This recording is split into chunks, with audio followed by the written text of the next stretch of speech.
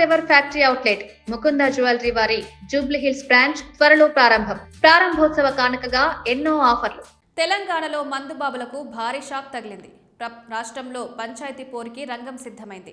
మొదటి విడతలో భాగంగా రాష్ట్ర వ్యాప్తంగా ఉన్న 189 మండలాల్లో 4,236 సర్పంచ్, దాదాపు 37,000 వార్డులకు సంబంధించి ఎన్నికలు జరగనున్నాయి.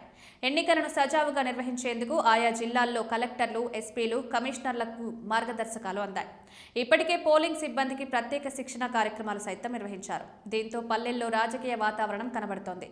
ఈ క్రమంలోనే ఎన్నికలు జరిగే ప్రాంతాల పరిధిలో నేడు సాయంత్రం 5 గంటల నుంచి మద్యం దుకాణాలు మూసివేశారు.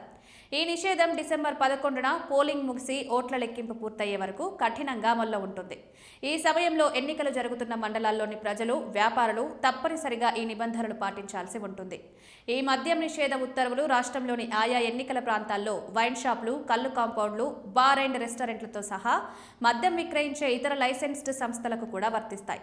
మొత్తంగా పంచాయతీ ఎన్నికలు 3 విడతల్లో పూర్తి కానున్నాయి. మొదటి విడత పోలింగ్ డిసెంబర్ 11న జరగనుండగా ఉదయం నుంచే ఓటింగ్ ప్రారంభమవుతుంది. మధ్యాహ్నం తర్వాత లెక్కింపు చేపట్టి అదే రోజు ఫలితాలు ప్రకటిస్తారు.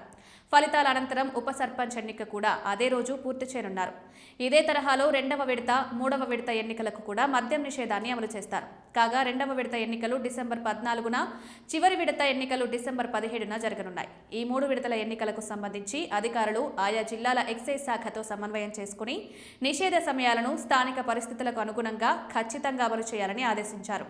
ఈ నిర్ణయంతో ఎన్నికల సమయంలో గొడవలు, ఘర్షణలు, పోలింగ్ కేంద్రాల వద్ద అవాంఛనీయ పరిస్థితులు తలకెత్తకుండా ఉండేందుకు దోహదపడుతుంది.